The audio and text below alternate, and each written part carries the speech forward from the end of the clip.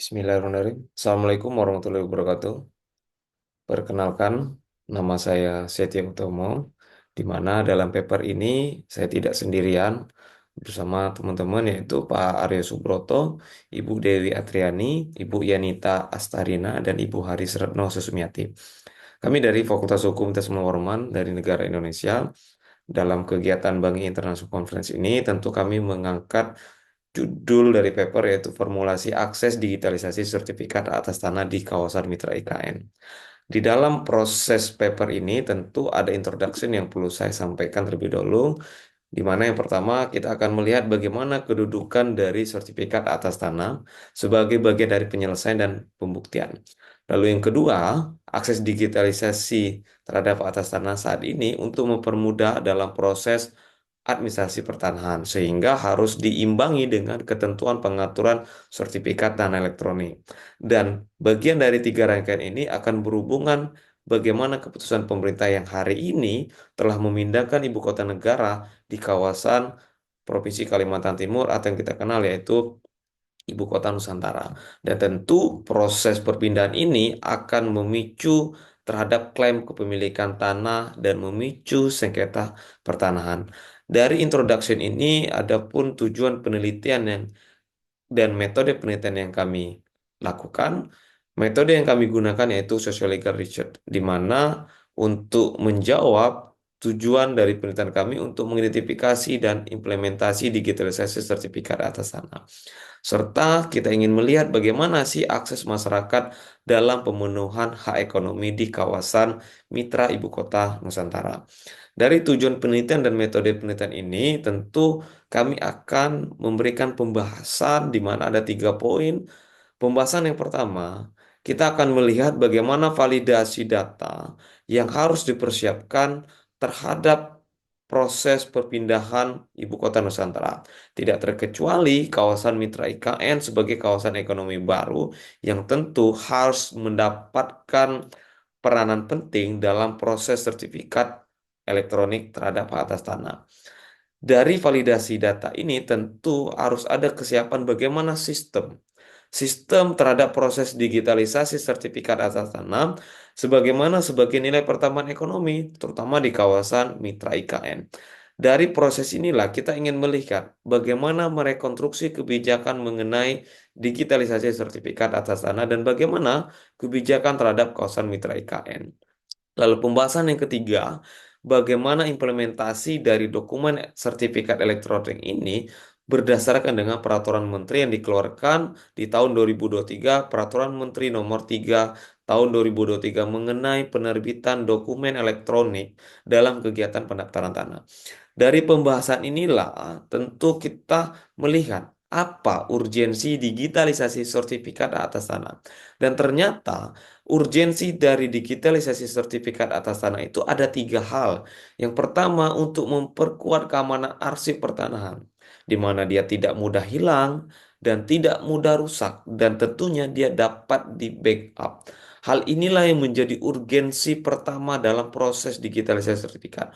Urgensi yang kedua tentu untuk memperbaiki akuntabilitas terkait penerbitan dokumen sekaligus mempermudah autentikasi dokumen.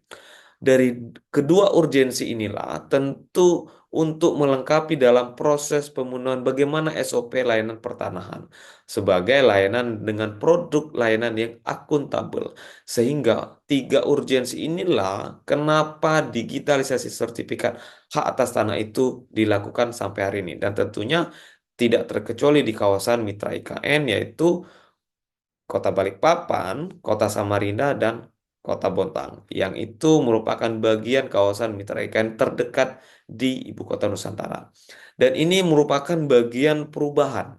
Bagaimana dari tahun 1964 yang dia secara konvensional dan sampai hari ini di 2024 dengan kurun waktu 1964, 1974, 1981, 2003, dan 2017 sampai dengan 2024 memiliki 6 jenis secara terbagi 5 secara konvensional dan 1 secara elektronik. Ini adalah bagian dari transformasi sertifikat dari tahun ke tahun dan dari masa ke masa. Berangkat dari sertifikat konvensional inilah, dan tentu kita bisa melihat bagaimana sertifikat elektronik yang hari ini diberlakukan. Nah, dari sertifikat elektronik inilah kita akan melihat bagaimana dokumen elektronik ini sebagai nilai pertambahan ekonomi terutama di kawasan mitra IKN dan bagaimana implementasinya. Dan tentu kita bisa lihat Bapak Ibu bagaimana perubahan yang sangat signifikan terhadap proses perubahan secara sertifikat elektronik. Dari sertifikat elektronik yang perlu kita lihat bahwa ada beberapa format dan tampilan mengenai sertifikat elektronik. Kalau kita lihat ada beberapa jenis ketentuan mulai dari kode barcode yang itu menjadi ciri khas dari sertifikat elektronik. Berangkat dari itu, tentu kita perlu melihat bagaimana kawasan mitra IKN.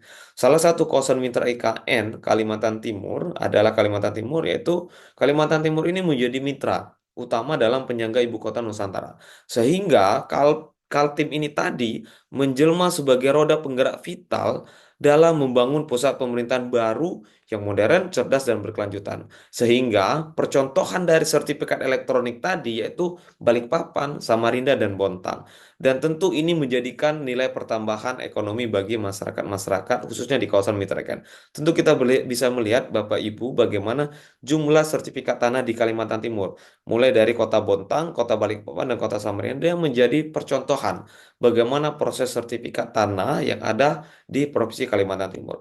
Berangkat dari itu, tentu kita bisa melihat salah satunya adalah data sertifikat tanah di Kota Bontang, di mana proses pendaftaran jual beli, hibah, pemisahan, lalu APHT itu semuanya terangkum dalam data-data yang ada di Kota Bontang. Oleh karena itu, dari proses inilah di kawasan Mitra IKN kita perlu melihat bagaimana implementasi sertifikat elektronik yang tentu ada tiga hal yang perlu kita ketahui, ada bentuk sosialisasi untuk penyeragaman.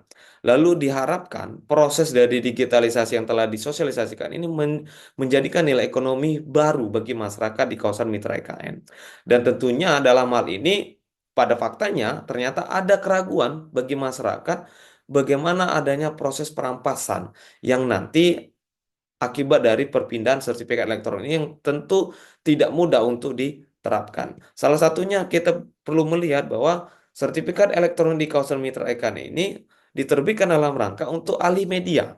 Lalu pendaftaran pertama kali, lalu pemeliharaan data pendaftaran tanah, dan pencatatan perubahan data dan informasi. Oleh karena itu, proses dari sertifikat elektronik ini diharapkan perpindahan IKN ini memberikan kontribusi terhadap nilai ekonomi di kawasan mitra IKN dan tidak terkecuali Kota Bontang, Balikpapan, dan Samarinda itu menjadi kota percontohan bagaimana kawasan mitra IKN ini harus mampu menjadi percontohan bagi beberapa wilayah-wilayah yang lainnya. Maka dalam proses formulasi apa yang harus kita temukan dalam proses konvensional sertifikat menjadi digitalisasi sertifikat ini harus mampu apa? Harus mampu memberikan proses percontohan di kawasan mitra ikan untuk wilayah-wilayah yang lain. Maka dari itu kami menyimpulkan ada tiga hal kesimpulan yang bisa kita temukan. Yang pertama, bahwa dalam tahapan pemindahan IKN itu akan membentuk formulasi baru terhadap penguasaan tanah berupa sertifikat elektronik hak atas tanah. Dan tentu dari formulasi ini kami menyimpulkan juga di dalam proses perpindahan sertifikat elektronik ini tentu untuk mempermudah akses informasi yang kredibel, tentunya di kawasan mitra IKN. Sebagai apa? Sebagai upaya untuk memberikan contoh kepada wilayah provinsi, kabupaten ataupun kota yang ada di provinsi yang lainnya, khususnya di negara Indonesia. Jadi proses dari formulasi yang kita temukan dan kita simpulkan adalah diharapkan akses nilai ekonomi dan akses kepastian hukum itu memang harus balance, dijalankan secara bersama. Maka dari itu, formulasi inilah yang kami tawarkan bahwa sertifikat elektronik di kawasan mitra ikan sebagai percontohan untuk wilayah-wilayah lain bahwa IKN adalah kota yang cerdas, yang itu mampu menerapkan secara elektronik dan terintegrasi sebagai nilai pertambahan ekonomi yang baru dan tentu sebagai bagian untuk percontohan bagi kawasan-kawasan mitra IKN yang baru. Mungkin itu yang bisa saya sampaikan dalam penyampaian paper ini. Terima kasih. Assalamualaikum warahmatullahi wabarakatuh.